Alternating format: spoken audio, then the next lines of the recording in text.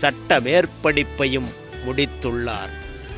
1988 மாணவர் அமைப்பான அகில பாரதிய வித்யார்த்தி பரிஷத் செயல் உறுப்பினராக வானதியின் அரசியல் வாழ்க்கை ஆரம்பிக்கிறது. அதன்பின் கோவை பிஎஸ்ஜி கலை மற்றும் அறிவியல் கல்லூரியின் ஏபிவிபி பிரிவு செயலாளராகவும் ஏபிவிபி கோவை மாநகர் இணை செயலாளராகவும் செயல்பட்டுள்ளார். ஏபிவிபி கோவை மாநகர் இணை செயலாளராக இருந்தபோது காஷ்மீரில் நடைபெற்று வந்த பயங்கரவாத தாக்குதல்களையும் அதில் பாகிஸ்தானின் தூண்டுதல்களையும் கண்டித்து கோவை மாநகர காவல் ஆணையர் அலுவலகம் முன் நடைபெற்ற போராட்டத்தில் ஆக்ரோஷமாக பாகிஸ்தான் கொடியை எரித்ததற்காக வானதி ஒரு நாள் சிறையில் அடைக்கப்பட்டார்.